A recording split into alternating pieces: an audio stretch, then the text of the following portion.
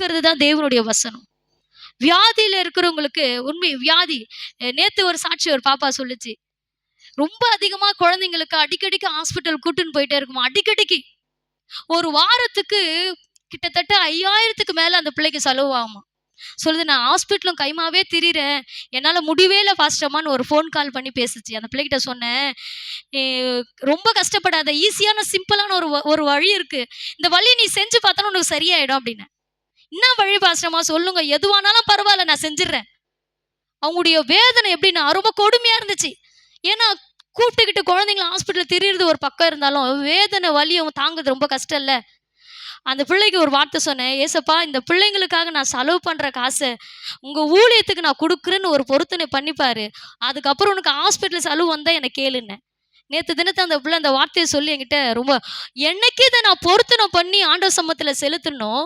இன்னும் வரல எனக்கு அந்த ஹாஸ்பிட்டலுக்கே போகல. ஒரு நாளைக்கு 2 வாட்டி கூட போவேன், மிட் நைட்டில் போவேன். நைட்டில் குழந்தைங்கள தூக்கின்னு ஆட்டோ ஃபேர் எனக்கு 500 ரூபாய் ஆகும், குழந்தைங்கள 2 பேரை தூக்கின்னு போகிறதுக்கு செலவாகும், ரொம்ப கஷ்டப்படுறேன் நான். ஆனால் கர்த்தர் மாற்றினார். ஒரு பிள்ளைக்கு ஒரு உடம்பு முடியாமல் போயிடுச்சு. ஒரு பாடல் வரியை தான் சொன்னேன், இந்த வசனத்தையும் இந்த பாடல் வரியும் சொல்லி ஜெபம் பண்ணு, அற்புதம் நடக்கலைன்னா கேளுன்னு. வசனத்தையும் பாடலையும் சொல்லி சொல்லி ஜெபம் பண்ணாலே அற்புதம் நடந்துடும். ட்ரை பண்ணி பாருங்க, உங்களுக்கு டிப்ஸாக கொடுக்குறேன், இதை ட்ரை பண்ணி பாருங்க. உங்களுக்கு எந்த சம்பவத்தில் நடக்க முடியாது இருக்குதோ, செய்ய முடியாது இருக்குதோ, ஒரு காரியம் எனக்கு வாய்க்காதே இருக்குது இத்தனை வருஷமா நீங்க நினைக்கிறீங்களோ, அந்த பாடல் வரியோ அல்லது அந்த வசனத்தின் வரியை சொல்லி, ஆண்டவரே இந்த வசனம் இப்படி சொல்லிச்சே நீங்க செய்யுங்க ஆண்டவரேன்னு சொல்லுங்க. நிச்சயம் ஆண்டவர் உங்களை அப்படியே நடத்துவார் என்பதுக்கு அடுத்த வாரம் நீங்களே சாட்சியா இருப்பீங்க. விசுவாசித்து பாருங்க, நன்மை நடக்கும். நன்மை நடக்கும். ஒரு சகோதரி நம்ம சபையை சேர்ந்தவங்க அல்ல, வெளியில் இருக்கிறவங்க, அவங்களுக்கு செஸ்ட்டில் ஒரு கட்டி வந்துச்சு. அவங்க சொன்னாங்க, எனக்காக ஜெபம் பண்ணிக்கங்க. நான் சொன்னேன், உங்களுக்காக ஜெபம் பண்ணுறது 2வது இருக்கட்டும், இந்த சொல்கிற இந்த காரியத்தை நீங்கள் செஞ்சீங்கன்னா உங்களுக்கு அற்புதம் நடக்கும்னு சொன்னேன். என்ன சொல்லுனா, சுகபலன் எனக்குள்ள பாட்டை பாடி பாடி ஜெபம் பண்ணுங்க சரியாயிடுன்னு. உண்மையாகவே சொல்லுகிறேன், அவங்க ஜெபம் பண்ணாங்க, அந்த பாட்டை நம்பி போய் அடுத்த வாட்டி செக் பண்ணும்போது அந்த கட்டியே இல்லைங்க. கர்த்தர் பெரியவர், கர்த்தர் பெரிய, அதையே எனக்கு சொன்னாங்க சாட்சியா. ஆண்டவர் எவ்வளோ பெரியவர் பாருங்க. நம்ம கேட்கறத அப்படியே நம்ம வாழ்க்கையில செயல்படுத்தும் போது தான் அற்புதம் நடக்கும். கேட்டுட்டு விட்டுட்டு போறவங்களுக்கு எந்த நன்மையும் நடக்காது. கேட்டுட்டு அதை அப்படியே உதாசீனப்படுத்துறவங்களுக்கு எந்த நன்மையும் நடக்காது. கேட்கறது மாத்திரமல்ல, அதன்படி செய்யறவங்க தான் பாக்கியவான்கள். வசனத்தை வாசிக்கிறவன், அதை கேட்கிறவன், அதை கை கொள்ளுகிறவன், அவனு தான் பாக்கியவான். கேட்டுட்டு விட்டு போறவனும் பாக்கியவான் அல்ல, வாசிக்கிறவனும் பாக்கியவான் அல்ல, கை கொள்ளுகிறவன் தான் பாக்கியவான். வேதம் அப்படிதான் சொல்லுது. இன்றைக்கு கர்த்தர் நம்மோடு கூட பேசுகிற ஒரு வேத வசனம் என்னன்னா, கர்த்தருடைய நாமம் மகிமைப்படட்டும், நீங்கள் அசதியாயிராமல் ஜாக்கிரதையா இருங்க. இந்த ஒரு வேர்டு தான். எப்படி இருக்கிறோம்? அசதி. அசதிக்கு இன்னொரு வார்த்தை இருக்கு, எதனா சொல்லுங்க பார்க்கலாம், உங்களுக்கு தெரிஞ்சதே. சோம்பேறி, அது 2வது வார்த்தை. அசட்டை. இவர் சொல்லி நான் செய்யணுமா, எனக்கு திறமை இல்லையா, நம்ம நினைப்போம். என்கிட்ட படிப்பு இல்லையா, என்கிட்ட பட்டம் இல்லைன்னு நான் இவங்க சொல்லிதான் நான் செய்யணுமா. நாங்கள் சொல்லி செய்ய வேணாம், இந்த வேத வசனங்களை செய்து பாருங்க, அற்புதம் நடக்கும். இந்த சொல்லப்பட்டிருக்குது, அசதியாயிராமல் ஜாக்கிரதையா இருக்கணுமா. ஒரு மனிதன் அசதியாயிராம ஜாக்கிரதையா இருந்தா ஆசீர்வாதத்தை வெற்றி கொள்ளலாம். வேதம் சொல்லுது சோம்பேறி. இந்த அசதி என்றதுக்கு இன்னொரு வார்த்தை சோம்பேறின்னு குறிக்கும். சண்டே கிளாஸ்ல பிள்ளைங்களுக்கு சொல்லி கொடுத்தாங்க, சோம்பர் கையால் வேலை செய்கிறவன் என்ன பண்ணுவானா, ஏழை ஆயிடுவானா. எப்படி ஆயிடுவான்? யாருக்கெல்லாம் பணக்காரான அவனும் ஆசை இருக்குது? யாருக்குமே இல்லாமல் இல்லை, எல்லாருக்கும் இருக்கு. பணக்காரா அவனு நிச்சயமா ஆண்டவர் உயர்த்துவார், அப்படி நடத்துவார். அதுக்கு என்ன தெரியுமா, கையை தூக்குனா மட்டும் போதாது, செயல்பட ஆரம்பிக்கணும். நிச்சயமா தான் சொல்லுகிறேன், சோம்பர் கையால் வேலை செய்கிறவன் ஏழை ஆயிடுவான். நான் சொல்லல, நீதிமொழிகள் சொல்லப்பட்டிருக்குது. நீதிமொழிகள் 21:5 எடுத்தவங்க வாசிச்சுங்க. சோம்பர் கையால் வேலை செய்கிறவன் ஏழை ஆயிடுவான். சுறுசுறுப்பா வேலை செய்யறவன் என்ன ஆகும்னா, செல்வம் குவியுமா. படிமா சாரிமா, 10:4 படி. 10:4. எப்படி ஆயிடுவானா, ஏழை ஆகணும்னு ஆசை இருக்குதா, அப்போ சோம்பலா இருக்காதீங்க. சோம்பேறிக்கு எதுவுமே நடக்காது. சோம்பேறியாய் வாழ்க்கை நடத்துகிறவனுடைய வாழ்க்கையில நன்மையை காண முடியாது. அப்ப யாருக்கு சோம்பேறினா, அசட்டை பண்றான் பத்தியா வார்த்தைகளை, அவன் தான் சோம்பேறி. வார்த்தைகளை கேட்டு நடக்கணும்னு ஆசைப்படாம இருக்கிறான் பாத்தியா, அவன் தான் சோம்பேறி. இந்த வேத வசனத்தை கேட்டு நான் என்ன பண்ண போறேன், நான் வேலைக்கு போனாதான் எனக்கு சோறு. நான் சொல்றேன், நீங்க வேலைக்கு போறதுக்கு கூட பலன் கொடுக்கிறவர் ஆண்டவர் தான். நீங்க உழைக்கிறதுக்கு கூட உங்களுக்கு ஒரு வகையில உங்களுக்கு ஸ்ட்ரென்த் குறைஞ்சிச்சுன்னு நினைச்சுக்கோங்களேன், உங்களால வேலை செய்ய முடியாது. ஆனா நமக்கு பலன் கொடுப்பவர், நம்மளை நடத்துகிறவர் யாருன்னா தேவன் மட்டும்தான். அசதியா இருக்காம, சோம்பலா இருக்காம நம்ம என்ன பண்ணணுமா, ஜாக்கிரதையா இருக்கணுமா. அது நீதிமொழிகள் 10:4 இது 21:5 சொல்லப்பட்டது பாருங்க, எப்படி செல்வம் வந்து சேரும்னு. ஜாக்கிரதை உள்ளவன் அவனுடைய நினைவுகள் எப்படி இருக்குமா, செல்வத்துக்குள்ள இருக்குமா. பதறுகிறவனுடைய நினைவுகள் தரித்திரன் ஆயிடுவான். பாருங்க, செல்வம் எப்படி வந்து சேரும், செல்வம் எப்படி வந்து சேரும். செல்வம்னா ஒரு பேர் இல்லை. அப்புறம் நீங்க அப்படி நினைச்சிக்க போறீங்க, செல்வம் எங்ககிட்ட இல்லை, பக்கத்து வீட்டில் கூட ஒருத்தர் செல்வமா இருப்பா, இவரு ஏன் நம்ம வீட்டில் சேரணும்னு நீங்க நினைப்பீங்க. அப்படி அல்ல. செல்வம் என்பது ஆசீர்வாதம். இந்த ஆசீர்வாதம் நமக்குள்ள சேரணும்னா நம்ம ஜாக்கிரதையா இருக்கணும். இன்னைக்கு ஆண்டவர் நமக்கு சொல்லுகிறதுமா, அசட்டையா இருக்காத. என்ன இருக்காத, அசட்டையா இருக்காத. அசட்டை உள்ளவனுக்கு ஆண்டவர் பிடிக்க, ஆண்டவருக்கு வந்து அசட்டை உள்ளவனை பிடிக்கவே பிடிக்காது. வேதம் சொல்லுது, அசதியாய் ஊழியம் செய்கிறவன் சபிக்கப்பட்டவனா. அசதியா ஊழியம் செய்யறவன் எப்படிப்பட்டவன், சோம்பேறியா ஊழியம் செய்யறவன் சபிக்கப்பட்டவன். தேவனுடைய நன்மையை பெற்றுக்கொள்வதற்கு அப்படி சோம்பேறியா வாழ்கிறவன் சபிக்கப்பட்டவன். வேதம் சொல்லுகிறது, நீ அசதியா இருக்காத. எப்படி இருக்காத, அப்ப எப்படி இருக்கணும், சுறுசுறுப்பா. இன்னைக்கு தேவனை நம்ம அசட்டை பண்ணுகிறோங்க. எந்த விஷயத்துல, எல்லாத்துலயும் அசட்டை பண்ணுகிறோம். எது எதுல தெரியுமா, கொடுக்கறதுல, ஜெபிக்கிறதுல, தேவனுக்காக உழைக்கிறதுல, ஊழியம் செய்வதில், நம்ம வீட்டு வேலை செய்வதில், வெளியே போய் நாம தேவனுக்காக ஏதாவது செய்வதில், எல்லாத்திலும் நமக்கு என்ன இருக்குன்னா அசட்டை. நிச்சயமா சொல்றேன், அசட்டியா இருக்கிறவங்களுடைய வாழ்க்கையில ஒரு நாளும் நன்மை வராது. நீங்க எத்தனை நாட்கள் முட்டி மோதினாலும், எவ்வளவு நேரம் நீங்க புரண்டு புரண்டு அழுதாலும் வராது. ஏன்னா வேதம் சொல்லுது, அசதியா இராமல் எப்படி இருக்கணுமா, ஜாக்கிரதையா இருங்க. ஒரு மனிதன் அசதியா இருந்தா அவன் வாழ்க்கையில ஆசீர்வாதத்தை பார்க்க முடியாது. ஆனா அதே மனிதன் ஜாக்கிரதையா இருந்தா அற்புதம் செய்ய முடியும். 3 நபர்களை குறித்து உங்களோட கூட பேச இன்னைக்கு தேவன் கிருபை பாராட்டுவார். நல்லா கவனிங்க. அசதியா இருக்காம டக்குன்னு ஒரு முடிவு எடுத்து அதுல பெரிய வெற்றியை கண்ட ஒரு சிலர் நபர்கள் பைபிள்ல உண்டு.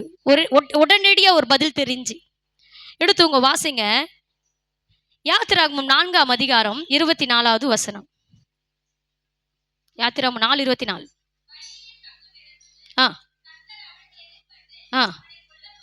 எவனை கொல்ல பார்த்தா, நிறுத்துமா அப்படியே. வழியிலே அவனுக்கு எதிர்பட்டு தேவதூதன் என்ன பண்ணாராம், கர்த்தர் கொல்ல பார்த்தாராம். யார அப்படின்னா மோசேய. ஏன் மோசேய கொல்ல பார்த்தார் சொல்லுங்க பார்க்கலாம். நிறைய நைட்ல இந்த பிரசங்க எடுத்துருக்கிறேன். வெள்ளிக்கிழமை பேசுறவங்க, வெள்ளிக்கிழமையில இருக்கிறவங்களுக்கு சொல்லாதீங்க, ஏன்னா உங்களுக்கு தெரியும் ஆல்ரெடி. மற்றவங்க சொல்லுங்க, ஏன் மோசேய ஆண்டவர் கொல்ல பார்த்தார். தெரிஞ்சவங்க சொல்லலாம். அதுக்கு முன்னாடி வசனத்தை வாசிங்களேன், 21ஆம் வசனத்தை. மோசேயை நோக்கி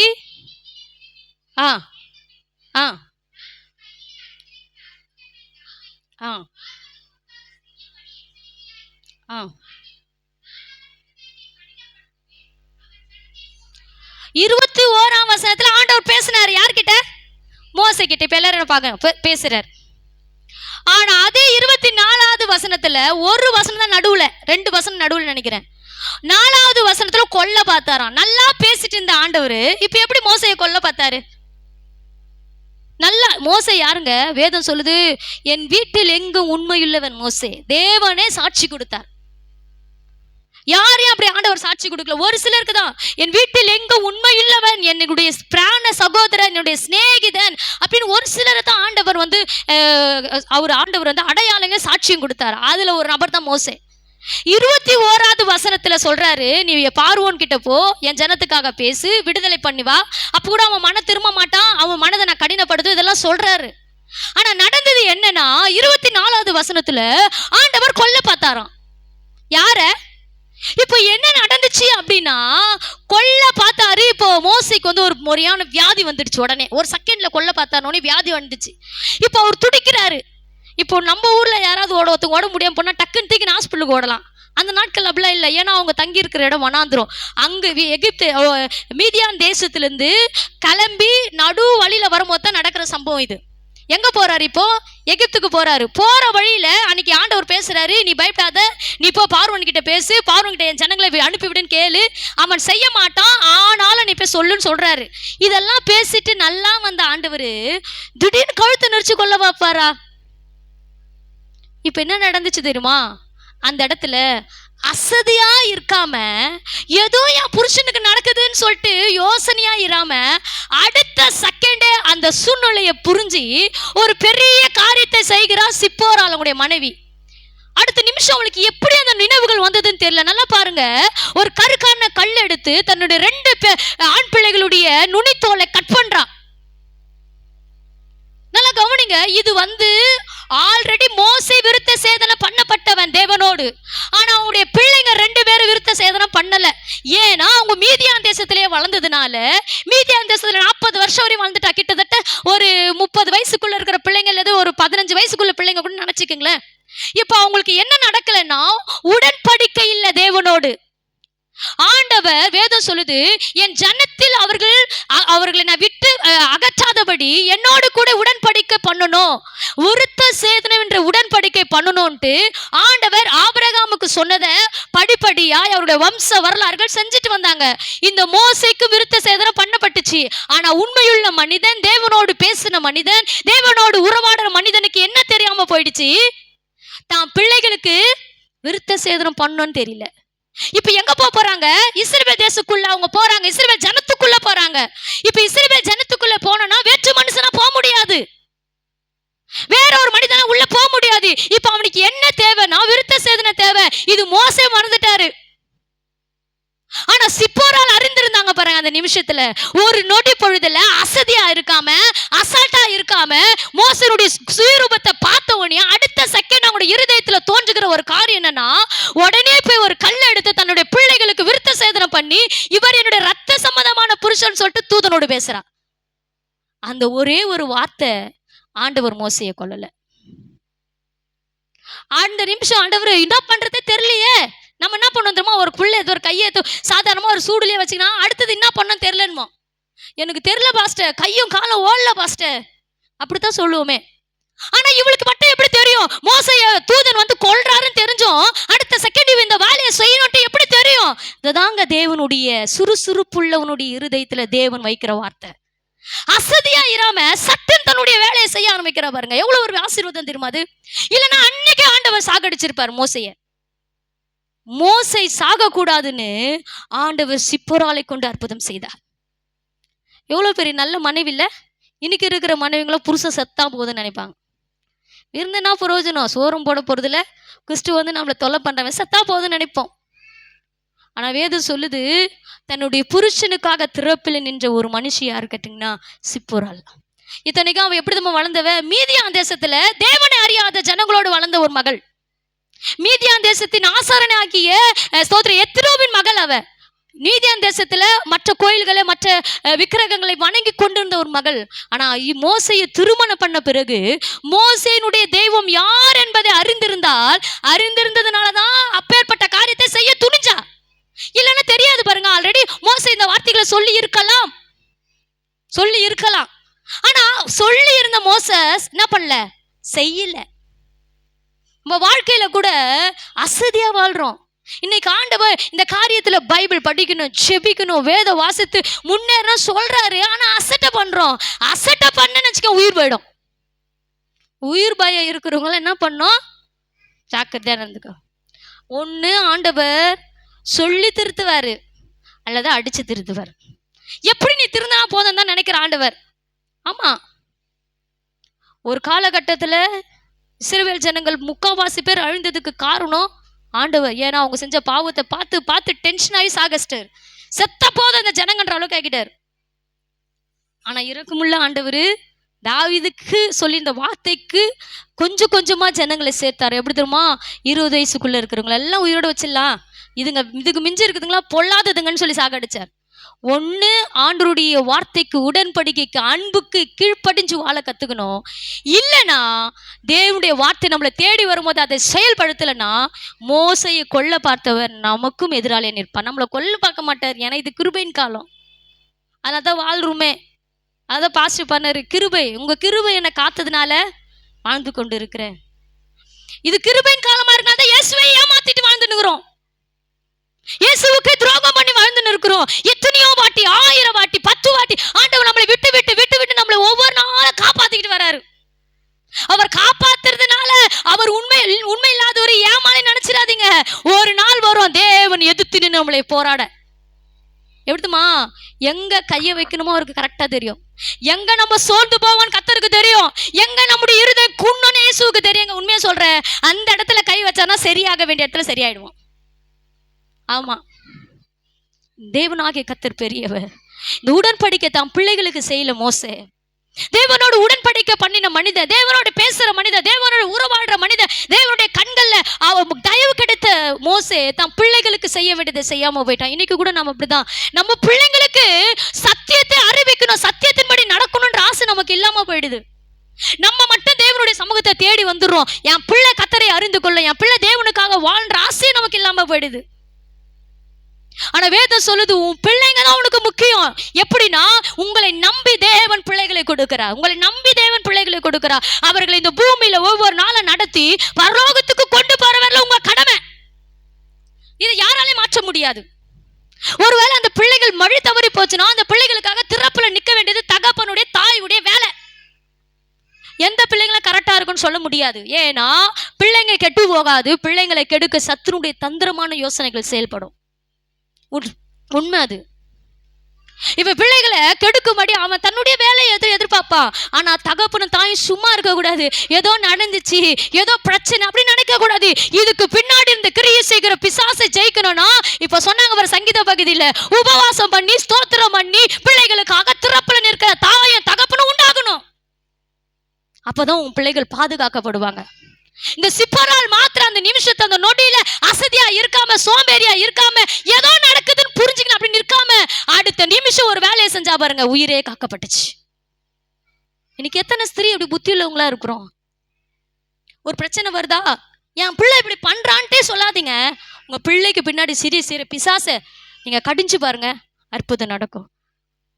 ஒரு டைம் ஒரு பிரச்சனையால ரொம்ப பாதிக்கப்பட்டு இருந்தேன். இதனாலதான் இந்த பிரச்சனை வருமான்ட்டு மாம்சத்துல நம்ம யோசிப்போம்ல.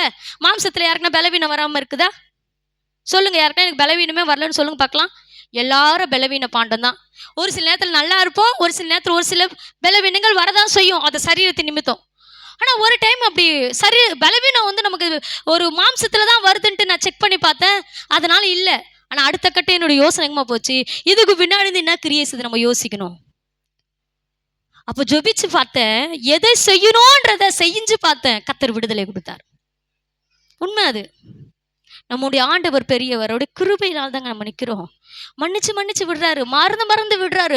பாசம் நம்ம மேலே வச்சு விட்டதுனாலதான் இன்னைக்கு நம்ம இப்படி வாழ்ந்து கொண்டு இருக்கிறோம். அவர் உங்க மேல வைத்த அன்பு மிக பெரியது.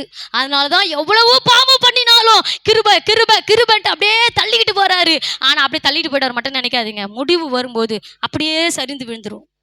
கர்த்தருக்கு பயங்க, அசட்டப்படாதீங்க. ஊழியத்தை தேவனை அசட்டை பண்ணாத, கர்த்தருடைய வார்த்தை நீ அசட்டை பண்ணாத. இயேசுவுக்காக வைராக்கியமா நில்லு. பைபிள் ஒரு மனிதன் அப்படி இயேசுவுக்காக வைராக்கியமா நின்னாங்க. பினேகாஸ்ன்ற மனிதன்.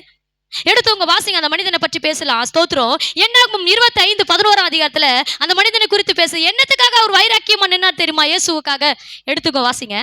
என்னாகும் 25:11.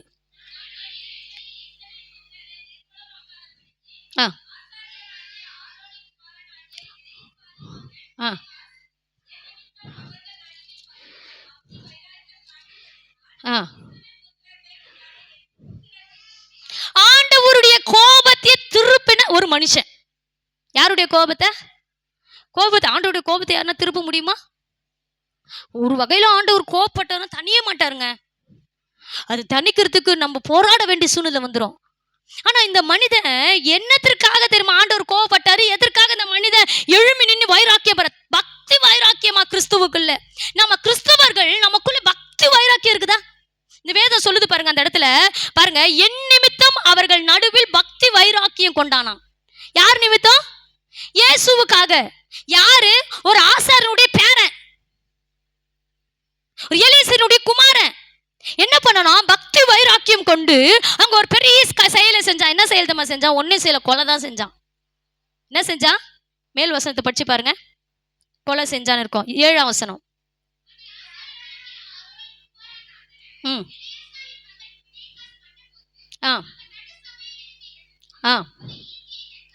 ஒரு ஈட்டிய கையில பிடிச்சுக்கிட்டு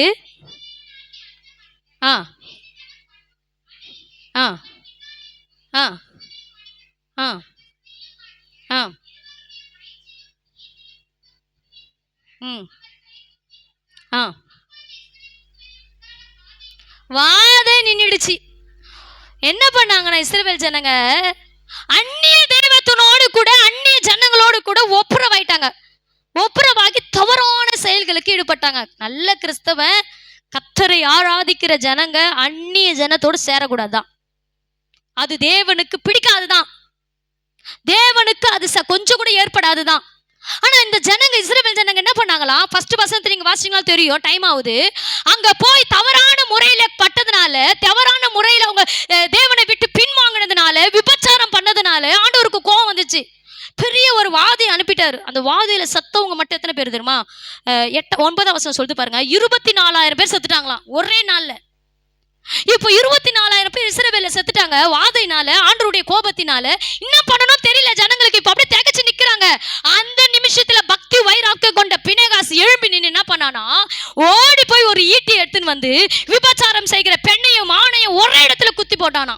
அப்படி போட்டது தேவனுக்கு பிரியமா இருந்துச்சா? நல்லா கவனிங்க. என்னடா இது, கொலை செய்து தேவனுக்கு பிரியமா? இல்லங்க. தவறு பண்ணுகிறவர்களை தேவன் அந்த இடத்துல இந்த பினேகாஸ் செஞ்சதுனால பினேகாசின் குடும்பமே ஆசீர்வாதமாக்கப்பட்டுச்சு. அவனுடைய சந்ததியை தேவன் ஆசீர்வதித்தாராம் இந்த ஒரு செயலுக்காக. எவ்வளவு பெரிய தெய்வம் பாருங்க நீங்க. அவன் செய்தது என்னன்னா, யார் தவறு பண்ணாங்க? இவர்கள் நிமித்தம் தானே இங்க ஒரு பெரிய போராட்டம் நடக்குது. இவர்கள் நிமித்தம் தானே இந்த பெரிய வாத, இவ்வளவு பேர் செத்து போறாங்களே, இதுக்கு என்ன வழி? எதையும் யோசிக்கல. அவன் சோம்பேறியா உட்கார்ந்துல அடுத்த செகண்ட் என்ன செய்யணும்ன்றதை யோசிச்சு ஒரு கத்தி எடுத்துக்கொண்டு, அது ஈட்டி எடுத்துக்கொண்டு, யார் இதுக்கு தவறுக்கு காரணமோ அவர்களை குத்தி போட்டான். குத்தி போட்டவங்க என்னாச்சு? இறந்து போனோடனே வாத நின்னுடுச்சு. அப்ப ஆண்டவருக்கு தெரியும் யாராவது ஒருத்தர் பக்தி வைராக்கியமா எழும்பணும். நீங்க பக்தி வைராக்கியம் உள்ள தேவ சந்ததியா இருங்க. நமக்குள்ள ஒரு பக்தி வைராக்கியம். உலகத்தானுக்கும் நமக்கும் நிறைய வித்தியாசம் இருக்கு. அவனை போல வாழ்றதுக்கு நமக்கு அதிகாரம் இருக்கு. ஆனா நமக்கு என்ன இருக்காது? தகுதியா இருக்காது. பவுல் சொல்றாரு, எல்லாத்தையும் அனுபவிக்க எனக்கு என்னவா இருக்கு? அதிகாரம் இருக்குங்க. என் பொருள், என் காசு நான் கொடுத்து வாங்கி நான் அனுபவிக்க போறேன். ஆனா எனக்கு எப்படி இருக்காது? தகுதியா இருக்காது. இதுதான் கிறிஸ்தவனுக்குள்ள இருக்கிற பக்தி வைராக்கியம். நான் மற்றவனை போல வாழுவேன், நான் உலகத்தானே போல இருப்பேன். ஏன் இதை செய்யக்கூடாதா? ஏன் இதை பண்ணக்கூடாதா? பண்ணக்கூடாதுதான். அந்த வெள்ளிக்கிழமையில சொன்ன மை வைக்கிறது கூட தப்பு தான். மை யார் வைப்பாங்கன்னு சொல்லி கொடுத்தேன் ஜனங்களுக்கு. மை வைக்கிறவங்களுக்கு என்ன பேருன்னு பைபிள் சொல்லுது. செய்யக்கூடாதுதான். அது நமக்கு அழகா இருக்கலாம், வேதம் சொல்லுது. அது உனக்கு தகுதியா இல்ல. அப்ப என்னதாங்க பண்றது? வசனத்தின்படி வாழுங்க, ஆசீர்வதிப்பார் ஆண்டவர். நிறைய பேர் கஷ்டமா இருக்கும், ஆனால எனக்கு கவலை இல்லை. வேதம் சொல்லுது, கர்த்தருக்கு பிரியமாய் வாழ்றதை விட இந்த உலகத்துல பெரிய விஷயம் இல்லை. ஏன் தெரியுமா? நம்மளை தாயின் கருவில செத்து போகக்கூடிய நம்மளை தூக்கி எடுத்து இம்மட்டும் நம்மளை காத்து வராரு. எத்தனை விபத்துல இறந்து போயிருப்போம், எத்தனை பிரச்சனையில மூழ்கி போயிருப்போம், எத்தனையோ வாட்டி நம்ம சாகிறதுக்கு நேரம் போயிருப்போம். கர்த்தர் நம்மளை காப்பாற்றினாரு. எல்லாரையும் காப்பாத்தல, அதுதான் உண்மை. நிறைய பேர் சாகணும் போய் நின்று செத்து போயிருப்பாங்க. ஆனா நம்மளை காப்பாற்றின தேவனுடைய கிருபைங்க. அப்படி கிருபை இல்லைன்னா நம்மளால வாழ்ந்திருக்க முடியாது. ஆனா வேதம் சொல்லுது, ஒரு மனிதன் எழும்பி பக்தி வைராக்கியமா எழும்பி கர்த்தருக்காக நான் பக்தி வைராக்கியம் இதை செய்வேன்ற ஒரு உணர்வு உங்களுக்கு உண்டா? நான் கிறிஸ்தவன், நான் 10 பேர் மத்தியில வாழ்ந்திருந்தாலும் அவர்கள் மத்தியில நான் என் தேவனுடைய நாமத்தை மகிமைப்படுத்தும்படி வாழணும். என்ன படுத்தும்படி வாழணும்? அவங்களுக்கு நமக்கும் வித்தியாசம் இருக்கு. அவன் போடுறானே, அவங்க போடட்டும், நமக்கு தகுதி இல்லை. அவங்க நல்லா தானே ஸ்டைலா போறாங்களே, ஏன் நாங்க பண்ணக்கூடாது? நாங்க பணம் கொடுத்து தானே வாங்கி பண்றோம். உங்களை பாக்குறேன்றலாம் நீ தப்பாத்துக்கு போற. அப்படிதான் பிரதர் கூட போன வாட்டி தப்பாத்தினார். நான் பிள்ளைங்க உங்களை பார்த்து சொல்றேன். நீங்க எல்லாம், ஏன்னா எல்லாரையும் தான் பார்த்து சொல்றேன், எல்லாரையும் மட்டும் இல்லை, என்னையும் பார்த்து தான் சொல்றேன். தகுதி இந்த வேத வசனம் முதல்ல என்னதான் யோசிக்கும், ரெண்டாவது உங்களை யோசிக்கும். பேசுகிறது தான் ஃபர்ஸ்ட். ஒரு அந்த அது பேசுகிறவனை திட்டிட்டு பேசுகிறவனை வெட்டிட்டு தான் அடுத்தவங்களை வெட்டுமே. எத்தனை வாட்டி பைபிள் வசனங்களை போதித்து எத்தனை பிரச்சனைகள் நான் பார்த்துருக்கிறேன். எந்தெந்த வார்த்தை எப்படி எப்படி போதிக்கணும் அப்படி அப்படியே என் வாழ்க்கையில செயல்படுறத நான் பார்த்துருக்கிறேன். அப்படியே வரும். நான் யோசிப்பேன், நம்ம பேசி வாங்கி வச்சுக்கணும், சொல்லுவாங்க சொந்த துட்டில சூனியை வச்சுக்கணும் மாதிரி வச்சுக்கணும், அப்படிலாம் யோசிப்பேன். ஆனா அதுக்கு வேணா வழியை கத்தர் எனக்கு கற்றுக் கொடுத்துருக்கிறார். அதனால அதை செய்வேன், சரியாயிடும். எல்லாம் கவனிங்க. அதனால எல்லாமே நமக்கு தகுதியா இருக்காது. அப்ப எது தகுதி? பக்தி வைராக்கியமா இருக்கணும் இயேசுவுக்காக. எங்க போனாலும் இயேசு பிள்ளைன்னு காண்பிக்கணுங்க. இந்த பினேகாஸ் பக்தி வைராக்கியமா எழும்பி நின்று இயேசுவுக்காக இந்த காரியத்தை செய்யறான். அவன் செஞ்சது தவறானாலும் இயேசுவுக்காக நின்று செய்யறான். ஆண்டவர் சொல்றாரு, அவன் குடும்பத்தையும் ஆசீர்வதிக்கிறார். பாருங்க 12 படிமா. யாருக்கு சமாதானத்தை உடன்படிக்க? பினேகாஸ்க்கு. கீழே படி. ஆ ஆ ஆ ஆ ஆ ஆ ஒரே ஒரு மனிதனுக்காக ஆண்டவர் இனியும் அவனுக்காக நான் எதையும் மாற்ற மாட்டேன்னு சொல்லிட்டேன். எவ்வளவு பெரிய அவன் செஞ்சது பெரிய விஷயம் இல்ல. எழுமி நின்று பக்தி வைராக்கியம் பண்ணி அவன் தப்பு பண்ணாலும் அவனை சாவடிச்சிட்டான். முடிஞ்சு போச்சு கதை, அவ்வளவுதான். அது தேவனுடைய பார்வையில நீதியா இருந்துச்சான். அது தேவனுடைய பார்வையில சந்தோஷமா இருந்துச்சு. ஆண்டவர் சொல்றாரு, உன் சந்ததியில இனியே நீ தாண்டா ஆசாரியன், உன் பிள்ளைங்க தாண்டா ஆசாரியன். அப்படி பட்டத்தை கொடுத்துட்டாரு. ஏசு ஈஸியா தொற்ற முடியல, அவர் அழகா கவர்ந்து கொள்ள முடியும். நிறைய வழி இருக்குது இயேசு அழகா கவர்ந்து கொள்ள, நமக்கு தான் பயன்படுத்த தெரியல. அவர் ஒரே முகமா சோத்திரம் பண்ணி அப்படி காமிச்சுக்கிறோம். தெய்வமாவே பார்க்கணும். நீங்க தெய்வமா இயேசுவை பார்க்கறத விட, அன்புள்ள தெய்வமா பார்க்கறத விட, உங்க கூட பிறந்த ஒரு அண்ணனா அல்லது உங்க அப்பாவா இல்லது உங்களோட ஃப்ரெண்டா நீங்க பார்த்து பாருங்க. அசால்ட்டா தேவனோட பேசலாம், அசால்ட்டா தேவனோட பேசலாம். போகும்போதையும் பேசலாம், வரும்போதையும் பேசலாம். அவர் ஒரு நாளா நம்மள நீ ஏன் என்கிட்ட பேசுற சொல்ல, நாம கூட நடந்துகிட்டே இருக்கிற ஒரு தெய்வம் தான். நீங்க யோசிக்கிறீங்க பாருங்க, பல வாட்டி நடந்துகிட்டே இருக்கிற தெய்வம். ஒரு மனிதன் சாட்சியா சொன்னாரு, கேள்விப்பட்ட ஒரு ஊழியக்காரர் 21 பேர் அவரை சுத்தி நின்று வெட்டினாங்களாம். 21 பேர். அந்த மனிதன் குடிக்கார. நியூ இயர் அன்னைக்கு அவங்க மனைவியும் அவங்க அம்மாவும் சர்ச்சுக்கு போயிருக்கிறாங்க. இந்த மனுஷன் குடிச்சிட்டு ஒரு ரவுடி. அவரு 21 பேர் சேர்ந்து ஃபுல்லா குடி இருக்குனால அவரை ஒண்ணுமே பண்ண முடியல. 21 பேர் சேர்ந்து வெட்டுறாங்களாம். அவங்க மனைவியும் அவங்க அம்மாவும் ஜெபித்த ஜெபம் எங்கேயோ இருந்து ஒரு கை அந்த மனிதனை தனியா தூக்கின்னு போச்சான் பாருங்க. அந்த மனிதன் மறுநாள் காலை நான் உயிரோடு இருக்கிறேனா அப்படின்னு பார்த்தாராம். அவர் சொன்ன சாட்சி வீடியோஸ் யூடியூப்ல எல்லாம் இருக்கு. எனக்கே ஆச்சரியமா போச்சு. தேவன் எவ்வளவு பெரிய இருப்பாருங்க. 1000 பேருக்கு மத்தியில ஒரு மனிதனை தெரிஞ்சு கொண்டாருன்னா அப்படியே அதுக்கு அவர் கை தூக்கி நிறுத்தினா நம்மள ஆசீர்வாதமா. எத்தனை பேர் எதிர்த்து வந்தாலும், எத்தனை பேர் துன்பப்படுத்த வந்தாலும், எத்தனை கூட்டங்கள் விரோதமா எழும்பினாலும் ஒண்ணும் பண்ண முடியாது. தேவனுடைய கரை இருந்தா அவ்வளவு பேர் மத்தியில ஆண்டவருடைய கரை நம்மளை தனியா தூக்கிட்டு போய் நிறுத்தும். அந்த மனிதன் சொன்ன சாட்சி நான் அதனால ரொம்ப சந்தோஷப்பட்டேன். ஆண்டு எவ்வளவு பெரியவர்ல, அவர் அப்படியே தனியா ஒரு கை தூக்கிட்டு போய் உள்ள போடிச்சான். எல்லாரும் செத்து போலாங்களாம். கூட இருந்த ஒரு ரவுடிங்க ஒரு மட்டும் தான் பிடிச்ச. என் மேல் தேவனுடைய அன்பு இருந்ததுனால இன்னைக்கு ரட்சிக்கப்பட்டு ஊழியக்காரனா தேவனுக்காக ஊழியம் செஞ்சுட்டு இருக்கிறார். என் மேல ஆண்டவருடைய அன்பு இருந்தது, என் மனைவி எனக்காக ஜோம் பண்ணிருப்பாங்க நான் நினைக்கிறேன். ஏசு அப்படி ஒரு கையனை தூக்கிட்டு போச்சுங்க. யோசிச்ச மறுநாள் நான் உயிரோடு இருக்கிறேன். அவ்வளவு பேர் என்ன வெட்டுறது தெரியுது, ஆனா என்னால தடுக்க முடியுது. ஆனா என்னால என்ன காப்பாத்திக்க முடியல. தடுக்கிறேன் ஆனா என்னால காப்பாத்திக்க முடியல. ஆனா ஏதோ ஒரு கை என்ன தூக்கின்னு போனது மட்டும் என்னால உணர முடிஞ்சது. இயேசுனுடைய கரம் உன்னை எந்த சூழ்நிலையும் தூக்கி காப்பாற்ற வல்லமையுள்ளது. அல்லேலூயா. சொல்லணும், நான் சொல்லக்கூடாது. அதை இருதயத்திலே வரணும் தானா அந்த வார்த்தை. எவ்வளவு பெரியவர் தெரியுமா? 1000 பேர் எதிர்த்து வந்தாலும் கத்தர் உங்களோடு இருக்கிறத ஒரு நாள் உங்களை தொடவே முடியாது. அதுதான் பினேகாஸ். அவருடைய குடும்பத்தை கத்தர் பார்த்தார். ஒரு மனிதனுடைய பக்தி வைராக்கியம் அடுத்த சத்தியத்திலே ஒரு யோசனை கொண்டு ஒரு அற்புதத்தை செஞ்சார். தேவனுக்கென்று நம்ம எழும்பி சடுதியா வைராக்கியம் கொண்டு செய்வோமானால், பக்தி வைராக்கியம் கொள்வோமானால் கர்த்தர் நம்மளை ஆசீர்வதித்து உயர்த்துவார். நம்ம மட்டும் கிடையாதுங்க, நம்ம சந்ததியே ஆசீர்வதிப்பாராம். இயேசுனுடைய இருதயத்தை அப்படியே கவர்ந்து கொள்வதற்கு ஆண்டவர் நமக்கு நிறைய வாய்ப்பு கொடுத்திருக்கிறார். பயன்படுத்துவோம். ஹல்லேலூயா. அடுத்தது இன்னும் ஒரே ஒரு மனிதனை மட்டும் பேசிட்டு நான் முடிச்சிடறேன். என்னாகும் 27:1.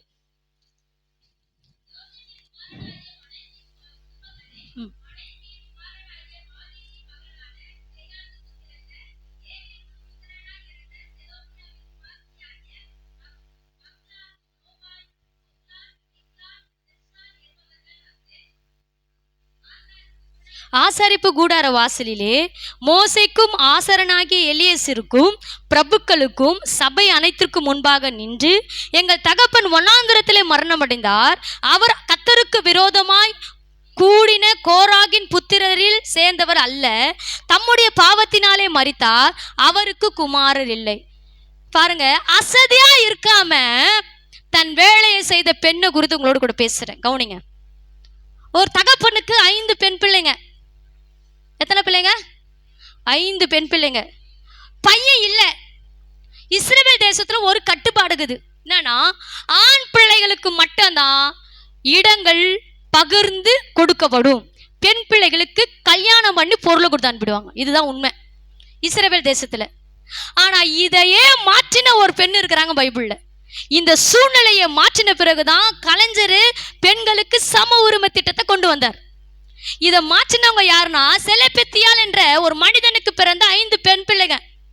என்ன நடந்துச்சு அப்படின்னா, இப்போ கானான் தேசத்துல இஸ்ரவேல் தேசத்துங்க வந்து இறங்கின பிறகு எல்லாருக்கும் மோசையும் யோசுவாவும் இடங்களை பகிர்ந்து கொடுக்குறாங்க. யோசுவா பகிர்ந்து கொடுக்குறான்.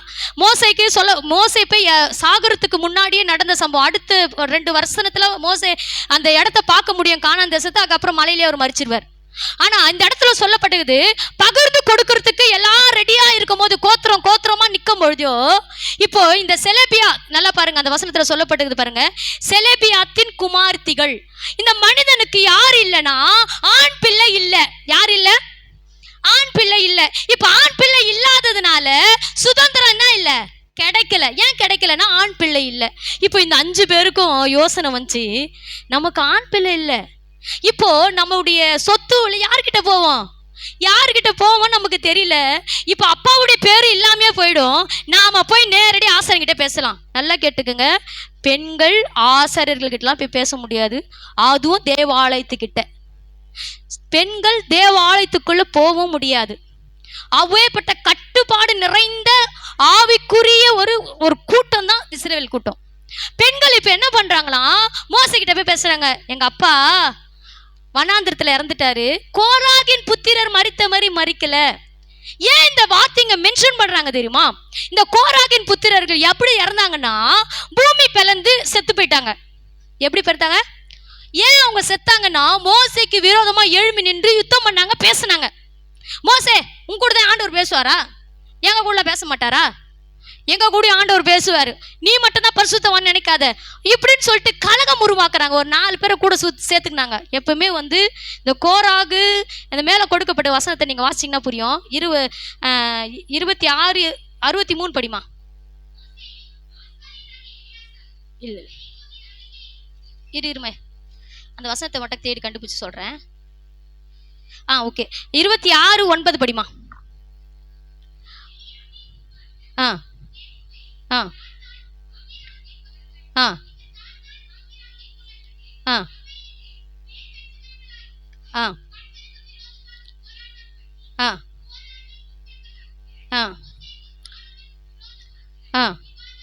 என்ன பண்ணாங்களா, கூட்டம் கொஞ்சம் சேர்த்துக்கினாங்க. எங்க சேர்த்துக்கினாங்க? சபையில. ஒரு 4 பேர் சேர்த்துக்கினாங்க. சபையில சேர்த்துக்கின்னு மோசை மட்டும் தான் ஆண்டவருடைய வார்த்தையை கேட்டு சொல்லணுமா? நம்மளும் அவங்களோட கூட சேர்ந்தவங்க தான், நம்ம கூட ஆண்டவர் பேசுவாருன்ட்டு ஒரு 4 பேர் சேர்த்துட்டாங்க. இந்த தாத்தான், இந்த அது கீழே சொல்லப்ப அபிராம், இப்படிப்பட்டவங்களாம் சேர்த்துக்கிட்டாங்க. நான் சாதாரணமா சொல்றேன், அவங்களுக்குலாம் பேர்ல அர்த்தம் இருக்கு. எல்லாம் சேர்த்துக்கிட்டு என்ன பண்ணாங்க, இப்போ மோசைக்கு விரோதமா பேசுறாங்க. இப்போ மோசைக்கு விரோதமா பேசும்போது ஆண்டவருக்கு கோவம் வந்துச்சு பாருங்க, பயங்கரமா. ஏன்னா தேவனுடைய மனுஷனுக்கு விரோதமா பேசும்போது கர்த்தர் நிற்கவே மாட்டார். இந்த கோராகு, இந்த அபிராம், இந்த தாத்தான் எல்லாம் எழும்பி நின்று மோசைக்கு விரோதமா பேசும்போது ஆண்டவர் என்ன பண்ண, மோசை தயவுசெய்து உன் ஜனங்களை ஓரமா கூட்டு போயிட்டாரு. எல்லா ஜனங்களும் மோசைக்கு முன்பதான் நிக்கிறவங்களாம் வாங்கன்ட்டாங்க. இப்ப பாதி பேர் அப்படி இஸ்ரவேல் தேசத்துல மோசைக்கு பின்னாடி வந்து நின்ட்டாங்க. ஆனா இந்த கோராகுக்கு கூட நின்னவங்க அபிராம், தாத்தான் இவங்க எல்லாம் நிக்கிறாங்க பாருங்க. 2 பக்கம் பூமி பறந்துச்சு, அப்படியே எல்லாம் ஜனங்களும் ஊன் செத்து போயிட்டான். இது வரலாம் யாருமே அப்படி மறிக்கலையா இஸ்ரவேல் தேசத்துல. புதுசா முறையில இப்படி ஒரு மரணம் வந்ததுனால இஸ்ரவேல் தேசமே ஒரு முடிவு எடுத்தது. இப்படி மரித்ததுனால கோராகின் புத்திரருக்கு இடமோ நிலமோ கொடுக்க கூடாது, சுதந்திரம் அவர்களுக்கு பெறக்கூடாது, கொடுக்க கூடாதுன்னு ஒரு பெரிய சட்டத்தையே மோசையின் மூலமா வகுக்கப்பட்டாச்சு. அதுக்கப்புறம் கோராகின் புத்திரர்கள் இருந்தாங்க, அவங்க பிள்ளைங்க இருந்தாங்க. ஏன்னா அவங்க பிள்ளைங்க போய் சொன்னாங்களப்பா, மோசைக்கு விரோதமா எழும்பாதப்பா, ஆரோனுக்கு விரோதமா எழும்பாதப்பா, அவங்க தேவனுடைய பிள்ளைங்க அப்படின்னு பிள்ளைங்க சொல்லும் போது கூட அந்த தகப்பன் கேட்கலையாம். கேட்காத போது அமைதியாரா, உனக்கு என்னடா தெரியும், நாங்க பேசுறது கரெக்ட் தானா, நீ நின்று பேச பேசும்பொழுது என்ன நடந்துச்சுன்னா, ஒரு பெரிய பிளவு உண்டாகி எல்லாரும் செத்து போயிட்டாங்க. ஆனா அவங்க பிள்ளைங்க இருந்தாங்க. அப்போ மோசையினால கொடுக்கப்பட்ட ஒரு திட்டம் என்னன்னா, யாருமே இந்த கோராகின் புத்திரருக்கு நிலங்களை கொடுக்க கூடாது. எத்தனை வருஷம் தெரியுமா? 17 வருஷம் காத்திருந்தாங்க. 17 வருஷம். அந்த சந்ததியில லாஸ்டா வந்து இந்த பிரச்சனையை உடைச்ச ஒரு மனிதன் யாருன்னா அண்ணால் தான் உடைச்சவங்க. அந்த சந்ததியில வந்தவங்க தான். இன்னும் கூட நீங்க யாரும் நினைச்சிடாதீங்க, மோசனுடைய சித்தப்பா தான் அவரு. மோசனுடைய சித்தப்பா தான் கோராகு. அந்த மனிதன் என்ன பண்ணார்னா, எழும்பி நின்னும் போது அவங்களுக்கு பெரிய பிளவு வந்துச்சு, செத்து போயிட்டாங்க. இனிமேல் அவங்களுக்கு சுதந்திரம் கிடையாது. அவங்க தேசத்துல வந்து பரதேசிகளை போல அங்கங்க வாழ்ந்துக்கலாம். இப்ப எப்படி நமக்கு ஊர் உள்ள வந்து தங்குறாங்க, வெளிநாட்டுல இருந்து உள்நாட்டுல எப்படி வந்து தங்குறாங்க, அது மாதிரி வாழலாம். அவங்களுக்கு அந்த மாதிரி அனுமதி கொடுத்துட்டாங்களே தவிர உங்களுக்கு இடமே கிடையாதுன்ட்டாங்க. ஆனா தான் அந்த பிள்ளை போய் சொல்லுது, வனாந்திரத்துல என் பிள்ளை எங்க அப்பா மறிச்சிட்டாரு, ஆனா கோராகின் புத்திரர் போல எங்க அப்பா மறிக்கல. அந்த வார்த்தையை மென்ஷன் பண்றாங்க பாருங்க. ஏன்னா எங்க அப்பா அவருடைய பாவத்தினால அவருடைய சூழ்நிலையினால மறிச்சு போயிட்டாரு. அதனால எங்களுக்கு ஒரு இடத்தை நீங்க தாங்க. எங்க அப்பாக்கு ஆண் பிள்ளை இல்ல. இப்போ மோசே தன்னிச்சே முடிவு எடுக்க முடியுமா? நேரம் என்ன பண்ணார் தெரியுமா? ஸ்ட்ரைட்டா ஆண்டவர் கிட்ட போனார். ஆண்டவரே, இந்த 5 பொம்பளை பிள்ளைங்களும் வந்து என்ன கேள்வி கேட்குதுங்களே, நான் என்ன பண்றது? ஆண்டு சொன்னா, அந்த பிள்ளைங்க கேட்கறது கரெக்ட். ஆண் பிள்ளை இல்லைல்ல, அந்த பிள்ளைங்களுக்கு நீ கொடு, சுதந்திரம் கொடு, சமமா கொடுனார் ஆண்டவர். அங்கதான் வந்தது பெண்களுக்கும் ஆண்களுக்கும் சமமா. இன்னைக்கு எல்லாரும் நீ மட்டும் தான்டா இருக்கணும், எனக்கா இடம் கொடுறான்னு கேட்குதுங்க பொம்பளைங்க எல்லாம். கேட்கறதுக்கு வாய்ப்பே இந்த 5 பொம்பளைங்க அசதியாயிராம 5 பேரை போய் நின்று பேசுறதுனால தான் இன்னைக்கு விடுவு காலமே. இல்லைன்னா முடிஞ்சிட்டு இருக்கான்னு கேட்காத. இன்னைக்கு நிக்கிறோமே, எனக்கும் சரி பாகம் என் வீட்டில். காலைல வரும்போது கூட பேசிட்டு வந்த ஒரு குடும்ப பிரச்சனை இப்படிதான். சரி பாகமா எனக்கு குத்துதான் ஆகணும். பாஸ்டர் உண்மைதாம்மா, குத்துதானம்மா ஆகணும். உண்மைதான் பாஸ்டர். அநியாயமா கல்யாணம் பண்ணி அவ்வளோ பணத்தையும் சுரண்டிச்சுங்க. நேரத்தை விட்டு அவ்வளோ பணத்தையும் சுரண்டியாச்சு. வீட்டை வித்து பணத்தை கேட்குது, அதையும் கொடுத்துட்றாங்க. இன்னும் எங்க அம்மாக்குரியதை கொடுனா எப்படி கொடுப்பாங்க? ஒரே ஒரு ஆண் பிள்ளை 4 அக்கா தங்கச்சிகளுக்கு எப்படி கொடுக்க முடியும்? கொஞ்சமாவது அந்த மனுஷனுங்க பொம்பளைங்களுக்கு ஈரம் இருக்கக்கூடாது. எனக்கு இருக்கிறது ஒரே ஒரு அண்ணன் தானே, ஒரே ஒரு தம்பி தானே. வாசனை உன்ன மாதிரி யாருன்னா இருப்பாங்களா? உண்மை என்ன மாதிரி யாரும் இருக்க மாட்டாங்க. நான் விசுவாசிக்கிறத. எங்க மாமியாரும் அப்படிதான். யாருக்கிட்டையும் போயிட்டு அவங்க அண்ணன் தம்பிங்கிட்ட எனக்கு சொத்து வேணும் கேட்கவே இல்லை. இந்த வார்த்தையை யோசிப்பேன். ஆனால் அதுக்கு முன்னாடி நானே எங்கள் அண்ணன் தம்பிக்கிட்ட எனக்கு இது வேணும் நான் கேட்கவே மாட்டேன். ஏன் தெரியுமா? இருக்கிறது கொஞ்சம் இடம், அவங்கவுங்க வாழ்றதுக்கே தேவையானதா இருக்குது, இருந்துட்டு போட்டோம். வேதம் சொல்லுது, விட்டு கொடுத்துவன் எனக்கே கெட்டு போனதே கிடையாதுங்க. நீங்க எவ்வளவு வேணா சொல்லுங்க, நமக்கு விரோதமா நின்று இது வேணும்னு கேட்கறாங்க, கொடுத்துரு, சந்தோஷமா விட்டுட்டு வா, நீ ஆசீர்வாதமா இருப்பேன். அடுத்த கட்டம் உன் வாழ்க்கையில தோன்றுறது எல்லாமே ஆசீர்வாதமா இருக்கும். எனக்கும் வேணாம் நின்னு நினைச்சுக்கீங்களேன், ஒண்ணுமே இல்லாம போயிடும். சரி பார்க்க தான் கிடைக்கும், முழு ஆசீர்வாதம் கிடைக்காது. விட்டு கொடுத்த ஆசீர்வாதமா இருப்போம். யாக்கோபு ஏசா கிட்ட ஃபுல்லா சொரண்டிட்டு வரும்பொழுதோ அண்ணங்காரன் அப்படியே நிர்கதியா நின்னா விட்டார் நினைக்கிறீங்க ஆண்டவரு. எவ்வளவு கஷ்டப்பட்டு நொந்து நூலாவி 14 வருஷம் 21 வருஷம் வேலை செஞ்ச யாக்கோபு நகை பொண்ணு பொருள்களை சேர்த்தாரு. ஒண்ணுமே இல்லாம ஏசாவுக்கு தேவன் ஆசீர்வத்தார். ஏன் தெரியுமா? அவன் விட்டே கொடுத்துட்டான். போடா, எடுத்துன்னு போயிட்டான். போடா, நல்லா இருடா, உன்னை சாவடிக்கணும் 5 நிமிஷம் ஆகாது, போடா அப்படின்னு விட்டுட்டான். அவன் விட்டு கொடுத்தவனோட வாழ்க்கையில் ஆண்டவர் சொன்னாரு, நீ இஸ்ரவேல் தேசத்துக்கு போ, இஸ்ரவேல் கானானுக்கு போகும்போதையோ சேயீர் மலை தேசத்துக்கு மேல நீ போவே கூடாது, அதை நான் ஏசாவுக்கு கொடுத்து வச்சிருக்கிறேன், 1 அடி நிலம் கூட நான் உனக்கு கொடுக்க மாட்டேனான்ட்டார் ஆண்டவர் யாக்கோபு கிட்ட. அவன் கிட்ட நீ சுத்தம் பண்ணக்கூடாது, அவன் கிட்ட நீ கூடாதுன்னு சொல்லிட்டு ஆண்டவரே சட்டம் போட்டார் ஏசாவுக்காக. ஆனா சொல்றோம் வசனத்துல, ஏசாவை வெறுத்து யாக்கோபை நேசித்தார். யாக்கோபு போராடி தான் ஆசீர்வாதத்தை பெற்றுக்கொண்டான். ஏசா சுலபமா பெற்றுக்கொண்டான். விட்டு கொடுத்துட்டேன்னு வச்சுக்கேன், ஐயோ உண்மையா சொல்றேன், அக்கா தங்கச்சிக்குள்ள விட்டு குத்துட்டீங்கன்னா ஆசீர்வாதமா இருப்பீங்க. அண்ணன் தம்பிக்குள்ள விட்டு குத்துட்டீங்கன்னா ஆசீர்வாதமா இருப்பீங்க. நீ நாடா நானடா நின்னீங்கன்னு நினைச்சுக்கீங்களேன், நிச்சயமா சொல்றான் பங்கு கிடைக்கும், ஆசீர்வாதம் கிடைக்காது. விட்டு கொடுத்து பாரு, கர்த்தர் உன்னை ஆசீர்வதித்து உயர்த்துவார். விட்டு கொடுத்து பாரு, உன்னை கர்த்தர் உயர்த்தி உன்னை வாழாக்காமல் தலையாக்குவார் பாரு. நீ உயர்ந்துதான் போவ, ஒரு நாள் தாழ்ந்து போக மாட்டேன். உன்னை கர்த்தர் படிப்படியா உயர்த்துவார். ஆனா இந்த பெண் பிள்ளைங்க போய் மோசே கிட்ட கேட்கறாங்க, எங்க அப்பாவுக்கு பிள்ளை இல்லை, எங்க அப்பா கோராகின் புத்திர மாரி சாவல, அவர் சாதாரணமா செத்து போனாரு, எங்களுக்கு வந்து குமாரம் இல்லாதனால எங்களுக்கு இடங்களை கொடுங்க. மோசே தேவனிடத்துல விசாரித்தான். ஆண்டவர் அவங்களுக்கு தேவையான பங்கு கொடுக்க சொன்னாரு. கொடுக்கறது மட்டும் இல்ல, புது சட்டத்தை வச்சாரு. இனிமேல் பெண் பிள்ளை ஆண் பிள்ளை இல்லாதவங்களுக்கு பெண் பிள்ளைகளுக்கு இடம் கொடுக்கணும். சரி, ஒருவேளை பெண் பிள்ளை இல்ல ஆண் பிள்ளை இல்லைன்னா அவங்க அண்ணன் தம்பிங்களுக்கு கொடுத்துடணும். ஒருவேளை அண்ணன் தம்பிங்க இல்லைன்னா அவங்க சித்தப்பா பிள்ளைங்களுக்கு கொடுத்துடணும். ஒருவேளை சித்தப்பா பிள்ளைங்களுக்குன்னா அவங்க சொந்தத்துக்கு கொடுத்துடணும். ஆண்டவர் ஒரு திட்டத்தை வகிச்சு வச்சிட்டார். எவ்வளவு பெரிய மாற்றம் பாருங்க. ஒரு மனுஷன் அசதியாயிராம சோம்பேறியாயிராம தன் வேலையில ஜாக்கிரதையா போய் எழும்பி நின்று பேசுறதுனால ஒரு பெரிய வம்ச வரலாறு பாருங்க, யாரா இருக்கலாம் பங்கிட்டு கொடுக்கணும் இடத்துன்னு சொல்லிட்டு. 8ஆம் வசனம் 27:8.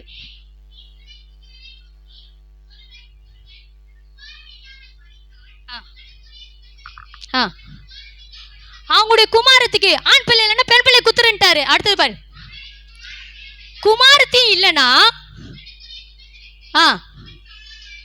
அவங்க சகோதரனுக்கு கொடுத்துரு.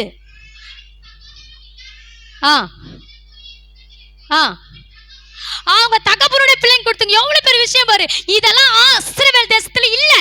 ஆனா இத புது சட்டத்தை உருவாக்குனது யாருன்னா செலபெத்தியான குமாரத்திகள். எவ்வளவு பெரிய விஷயம் பாருங்க. பெண்கள் தானே, நான் ஏன் போய் பேசணும், நடுங்கி உட்கார்ல.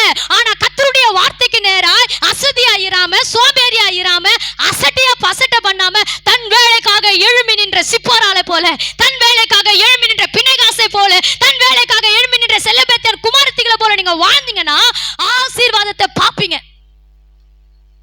நீங்க தேவனிடத்துல சோர்ந்து போகாம விசாரித்து பாருங்க, ஜெபித்து. கர்த்தர் உங்களை ஆசீர்வதித்து உயர்த்துவா. அவர் சாதாரண தெய்வம் இல்ல, அவர் கைவிட்டுருவ தெய்வம் இல்ல, நீதியாய் செய்கிற தெய்வம். அவருக்கா நீ பக்தி வைராக்கியமா இருந்தா உன் பக்தி வைராக்கியத்தையே நினைச்சு உன்னை ஆசீர்வதிப்பார். அம்மா பக்தி வைராக்கியமே இருந்தா என் பிள்ளை எனக்காக விட்டு கொடுத்து வந்துச்சு எல்லாத்தையுமே அப்படி நினைச்சு ஆசீர்வதிப்பார் ஆண்டவர். உன் சந்ததி ஆசீர்வதிப்பார், உன் குடும்பத்தை, உன் பேர பேத்திகளை ஆசீர்வதிப்பார், உன் தலைமுறைகளை ஆசீர்வதிப்பார். அந்த தெய்வத்தை தான் நம்ம ஆராதிக்கிறோம். ஆண்டவர் சமூகத்துல பக்தி வைராக்கியமா நிக்கணும். நான் கிறிஸ்தவங்க, நான் இதை செய்யக்கூடாது, நான் கிறிஸ்தவங்க, இது எனக்கு தூரமானது, நான் கிறிஸ்தவங்க, இதுல நான் செய்ய மாட்டேன்னு சொல்லணும். அதனால நமக்கு 1 கோடி ரூபாய் வரதா இருந்தா கூட இது என் தேவனுக்கு பிரியமில்லை, நான் செய்ய மாட்டேன்ட்டு வாங்க. ஐயோ இது செய்யலாம் வேலையே கிடைக்காது. வேலை போட்டான் கர்த்தர் பெரியவர் தான், பெரிய வேலையை தருவார். விட்டு கொடுத்து தேவ சமூகத்துல பக்தி வைராக்கியமா இருந்து பாருங்க, ஆசீர்வதிக்கப்பட்டவங்களா இருப்பீங்க. எதுல பக்தி வைராக்கியம் தெரியுமா? ஜபத்துல பக்தியா இருக்கணும். முழங்கால நின்று ஜெபிக்கணும், ஜெபிக்கிறவங்களாய் மாறணும். 2வது நம்ம வேதம் வாசிக்கிறத பக்தி வைராக்கியமா வாசிக்கணும். இந்த நேரத்துல இந்த நிமிஷத்துல பைபிள் படிக்கணும்னா படிக்கணும். அப்படி ஒரு வைராக்கியத்தை கொண்டு வரணும். ஜபம் பண்ணி பைபிள் வாசிட்டு சர்ச்சுக்கு, ஸ்கூலுக்கு, வேலைக்கு போய்ப்பார், ஆசீர்வாதமா இருப்ப. நீ போற இடம் வாய்க்கும், நீ செய்யற ஜனங்களோடு கூட, பேசுற ஜனங்களோடு கூட கர்த்தர் உனக்கு சமாதானத்தை உண்டு பண்ணுவா. இதெல்லாம் செய்யாம எழுந்த உடனே நல்லா டீயை குடிச்சிட்டு நல்லா சாப்பிட்டுட்டு மூக்கு பிடிக்க பேக் எடுத்து நீ வேலைக்கு போனேன்னு வச்சுக்கேன், அன்னைக்கு ஃபுல்லாக உங்களுக்கு வாழ்க்கை இப்படி நடக்குது. அப்படி ஏன் நடக்காது? பின்ன கர்த்தரை முன்னாடி வச்சாதானே ஆசீர்வாதம். கர்த்தரை முன்னாடி வச்சு பாரு. நீங்க தான் என் முன்னாடி இருக்கணும் ஆண்டவரே. 1000 பேர் எதிர்த்து முன்னாடி இருந்தா கூட கர்த்தர் ஒரு ஆள் போதும். ஜெயித்து உனக்கு ஜெயத்தை கொடுக்க வல்லவர், தோல்வியிலும் வெற்றி கொடுக்க வல்லவர். நீங்க அந்த 3 பேர் செஞ்சது போல செஞ்சு பாருங்க. அசதியா இருக்காம ஜாக்கிரதையா இருங்க. கர்த்தருக்கு ஊழியம் செய்யுங்க. கடைசி வரி சொல்லுது, கர்த்தருக்கு ஊழியம் செய்யுங்க. ஒரே ஒரு மனிதனை மட்டும் பேசி முடிச்சிடுறேன். இப்போ பாக்குறீங்களே, அந்த மனிதனுடைய பேர் வந்து அதோனிராம் ஜஸ்டன். ஒரு மிஷினரி இங்கிலாந்து தேசத்துல வாழ்ந்திருக்கும் போது 3 வயசுலயே பைபிள் படிப்பாராம். இப்போ 3 வயசு யார் இங்க இருக்கிறானா? இவன் தான் இருக்கிறான். யாரு? ரிச்சர்ட் தான் இருக்கிறான். 3 வயசுல 3 வயசுலேயே முழு பைபிள் முடிச்ச ஒரு மனிதன் யாருன்னா அந்த ஜஸ்டன் அதோனிராம் தான். அந்த மனுஷன் படிக்கும் பொழுது அந்த பைபிள் பசங்களை படிச்சு ஆவினால ஏவப்பட்டு ஊழியம் செய்யணும்னு நம்ம ஊர் பர்மால, தமிழ்நாட்டில் இருக்கிற பர்மால வந்தாராம். இறங்கி மொழி தெரியாது, ஆளுங்க தெரியாது, யாரையும் தெரியாது, இயேசுவுக்காக நிற்கணுன்ற ஒரு வைராக்கியத்தோடு அந்த ஊர்ல இருந்து இந்த ஊருக்கு வந்துட்டாரு. வந்து பார்த்தா ஜனங்கள்லாம் புதுசா இருக்கு. மனிதர்கள் புதிய மனிதர்கள், பேச்சு புரியல. அவர் ஒண்ணு பேசுனா அவங்க ஒண்ணு பேசுறாங்க. இப்ப அந்த மனிதன் என்ன பண்ணிருக்கணும்? எதுவுமே புரியல, என்னால முடியலாண்டவர் எது ஊழியம் செய்யும், டாட்டா காமிச்சு நான் எங்க வீட்டுக்கே போயிடுறேன்னு போயிடல. அங்கே இருந்து பல பாடுகள் பட்டு பல வேதனைகளை சகித்து அந்த இடத்துல இருக்கிற ஜனங்கள் இடத்துல போய் எல்லா மொழியும் கற்றுக்கொண்டு அந்த மனிதர்களுக்கு இயேசுவின் அன்பை சொல்லி அந்த மனிதர்களை கிட்டத்தட்ட 70,000க்கு மேல ஜனங்களை ரட்சிப்புக்குள்ள நடத்தின தேவ மனிதன். நம்ம நாம சொல்லலாம், இந்த ஊர்ல போய் ஊழியம் செஞ்சா அவங்க பாஷை நமக்கு புரியாதே, அவங்க அவங்க என்னவோ ஆளாச்சே, அவங்கள நமக்கு தெரியாதே. சாக்கு சொல்றதுல மோசை விட 2 மடங்கு நம்ம சாக்கு சொல்றதுல. ஐயோ இந்த ஜனத்துக்கிட்ட போனா பயமா இருக்குதே, இவங்க கிட்ட போய் ட்ராக்ஸ் குத்தா அவங்க எதனா சொல்லுவாங்களே, இவங்க வாங்க மாட்டேன்ட்டாங்கன்னா என்ன பண்றது, இத்தனை சாக்கு நம்ம சொல்லுவோம். ஆனா ஊரு தெரியல, முகம் தெரியல, இனம் தெரியல, ஜனங்க தெரியல, மொழி தெரியல. ஆனா அங்க இருந்து தேவனுடைய ஒரே வைராக்கியமா ஆண்டவருக்காக ஊழியம் செய்யணும்னு திறப்பில பக்தி வைராக்கியத்துல இந்த ஊருக்கு வந்து ஊழியம் செய்த ஒரு மனிதனுக்கு மட்டும் எப்படி 70,000 பேர் ரட்சிக்கப்படுவாங்க? விசுவாசமும் பக்தி வைராக்கியம் முக்கியம். இந்த மனிதர்கள் இயேசுக்காக நின்று மரித்து போனவங்க, நிறைய வியாதி அப்ப கூட விடலையாம் பாருங்க. இந்த நம்முடைய ஊருடைய சூழ்நிலையும் அவங்களுடைய ஊர் சூழ்நிலையும் ஒத்து போகலையாம். கர்த்தர் அவங்களுக்கு பெரிய சுகமே இல்லாம தான் மரிச்சு போனாரு. ஆனாலும் இயேசுக்காக வைராக்கியமா நின்ன தேவ மனிதர். நீங்க எத்தனை பேர் அப்படி இயேசுக்காக நிற்பீங்க? அசட்டை பண்றோம், எல்லாம் ஊழியத்தையுமே நம்ம அசட்டை பண்றோங்க. ஆமா, இங்க போய் எனக்கு என்ன வந்துட போகுது, இங்க போனா என்ன ஆசீர்வாதம் கிடைச்சிட போகுது, இப்ப போய் நான் ஜோம் பண்ண மாட்டேன், ஏசுனா கூரை கொட்டின்னு கொடுத்துருவாரா? கொடுக்க தான் மாட்டார், நான் சொல்றேன். ஆனா உன்னை உயிரோட வச்சிருப்பார், ஆசீர்வாதமா வச்சிருப்பார். எதுவுமே இல்லைனாலும் சமாதானத்தை கொடுக்குறாரு பார். உலகத்துல இருக்கிற எத்தனை பிள்ளைங்களுக்கு நம்ம சமாதானம் இல்லை, எவ்வளவு துக்கத்தோடு வாழ்றாங்க தெரியுமா? நாளுக்கு நாள் அவங்க உயிரை ஒரு நாள் காப்பாத்துறது எவ்வளவு கஷ்டமா இருக்கு தெரியுமா? ஆனா கர்த்தர் நம்மளை சந்தோஷமா சாப்பிட்டு தூங்க வச்சு எழும்ப வைக்கிறார். அந்த தெய்வத்தை தாங்க நீங்க ஆராதிக்கிறீங்க. எல்லாம் முழங்கால நிற்போம். ஆண்டவரே, நாங்களும் கூட பக்தி வைராக்கியமா உமக்காக எளிமை நிற்க எனக்கு உதவி செய்ய, அசதியா இருக்காம நாங்க ஊழியம் செய்யணும். ஆண்டவரே, சோம்பர் கையால் வேலை செய்கிறவன் ஏழையாவான்னு சொல்லப்பட்டு இருக்கு. நான் சோம்பலா தேவ ஊழியத்தை செய்யக்கூடாது. ஆண்டவரே, என்னை நான் அர்ப்பணிக்கிறேன்னு சொல்லுங்க. பக்தி வைராக்கியம் உள்ள பினேகாசை போல நில்லுங்க. இயேசுவுக்காக பக்தி வைராக்கியத்தோடு நின்னா பினேகாசை